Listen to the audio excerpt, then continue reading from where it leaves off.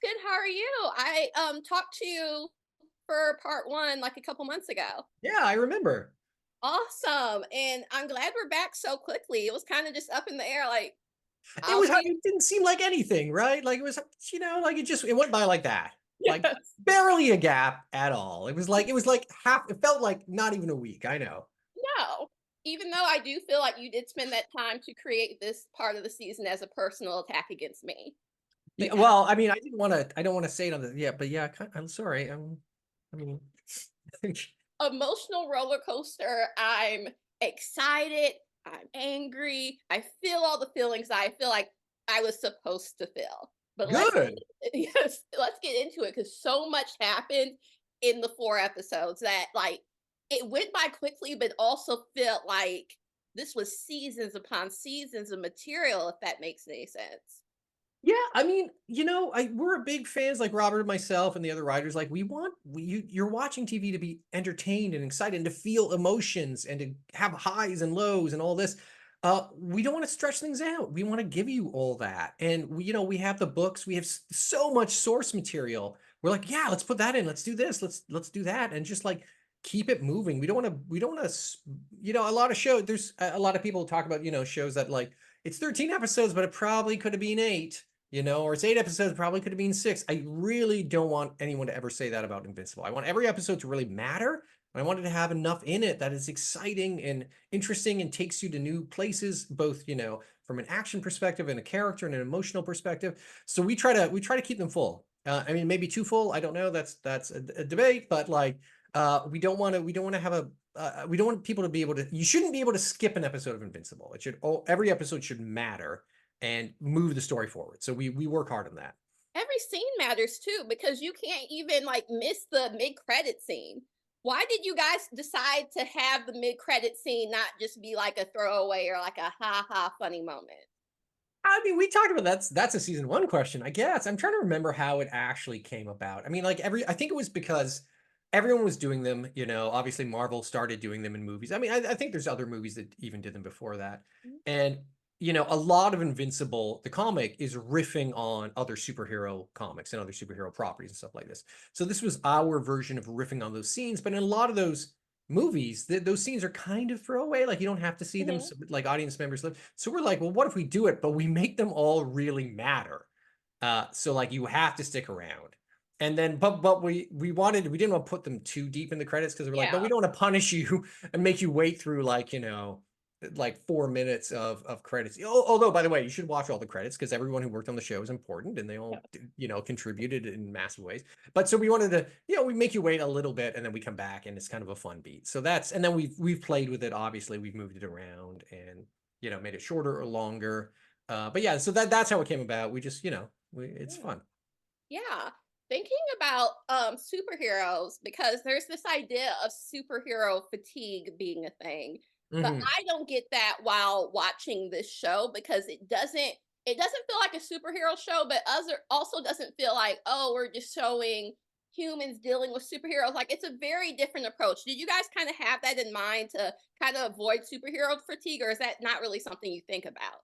I mean, yeah, that's a really good question, actually. I mean, we don't.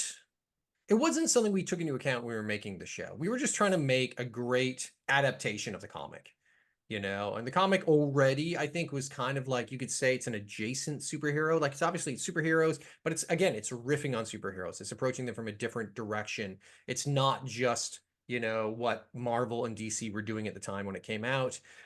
We wanted that to translate into the show. Obviously, there's tons of superhero content on television and features. Hopefully, like you said, hopefully we feel a little bit different because we have a slightly different approach to it. So when people say superhero fatigue, I think they just mean like fatigue of like stuff that feels really the same, or feels that maybe it's not emotionally necessary, you know. Um, Hopefully we never fall into that camp. Now we're going forwards. We try not to. And obviously nobody wants to make material that does everybody's trying to make great material. But I think Mhm. sometimes things end up feeling like they've converged on the same content or like stuff you've seen before. And that's where I think you get, a little bit of fatigue from it. Because if you feel like I've already seen this or like why does this matter? That's where fatigue comes in. I think it can happen in any genre. So The fact that people are bringing it up now in superheroes means that maybe, you're seeing stuff that's maybe too similar. So we just have to make sure that we're giving you stuff that has emotional weight to it, that feels kind of new and different, and that is always moving forwards. That's our big thing. Is we don't want to, like, a lot of superhero comics is like they return to the start, every issue or every couple of issues. Everyone's back. Nobody talks about what happened before. We don't do that. We always want to move forwards while carrying the weight of everything that happened before. So Yeah. yeah.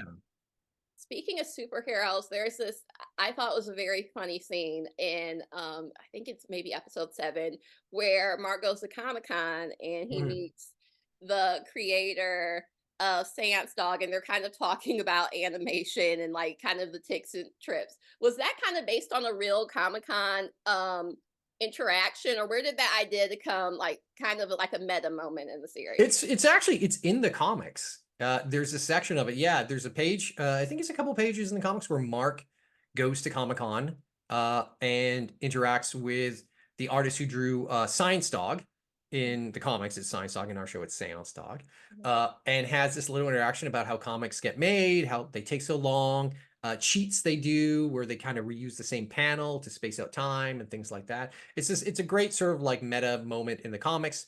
And obviously Robert and I, we were talking about it. Like it's a huge, fans love it. We're like, well, what could we do with that with the show? I think Robert actually drove it mostly, and was like, well, why don't we just do the same thing, but do it for animation?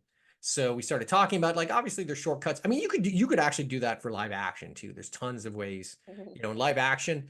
If you wanna ruin some shots, next time you watch like any live action series, and they're doing a over the shoulder shot of someone talking, half the time their mouth is not matching the words they're saying. And it's just because it's ADR, it's replacement dialogue over top of that. It doesn't match. Once you see it a couple times, you're like, oh yeah, like, oh, it almost never matches. So it's like there's shortcuts in live action. So we just wanted to show and poke a little fun at some of the shortcuts in animation where, characters talk like this and you don't see their mouths, so you don't have to animate it. Things like that. Yeah.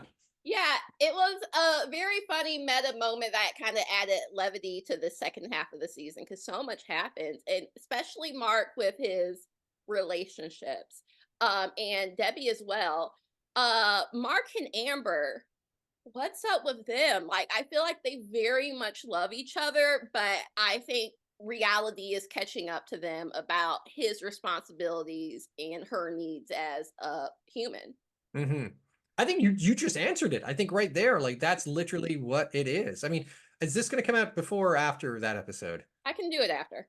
Okay, if we're going to do it after that, then um, you hit the nail on the head. I mean, it's that they live in really different worlds. In a really fundamental way. I mean, look, a long distance relationship is hard for most people. This is like that times 10, right? And obviously they both go through a really traumatic event in that episode, Mhm. where Anissa shows up, you know, Amber is threatened, is almost killed. I mean, essentially she has a gun to her head, but it's worse than that.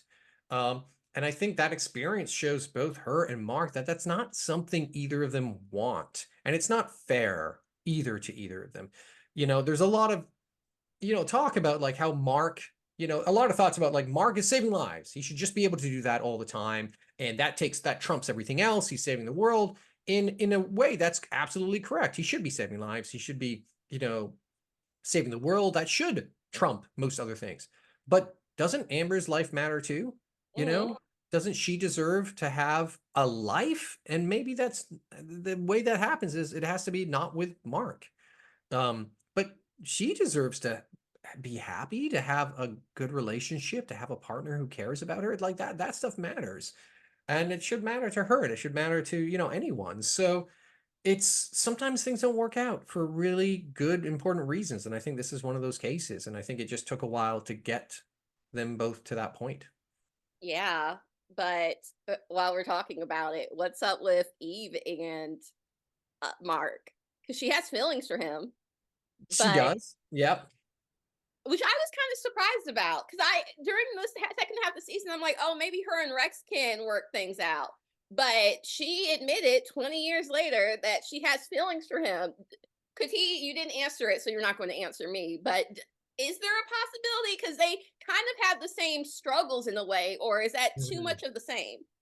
Well, so I mean, there's there's been hints in season one. I think if you went back and watched season one again now, which everyone should do, by the way, everyone. Oh, prepare yourself.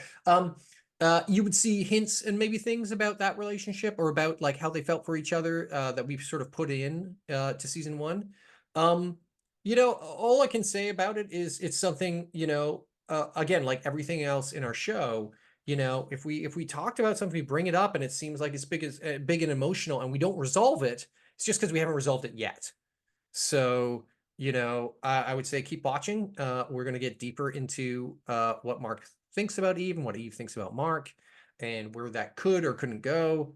It's not going to go away. It's going to be something that we explore in the future. I have mixed feelings about that because I'm so Amber and Mark, but like I get it and I'm excited. But thank you so much for talking to me. I know animation takes time, so I won't talk to you as quickly, but I will be talking to you about season 3 and other future projects. I hope so. Yeah. This has been great, Ariana. Great to see you again. Thanks for loving the show and great questions. And yeah, I'm sure we'll be talking again in the future. All right, great. Thank you so much. Okay, take care. Okay, Thanks. bye.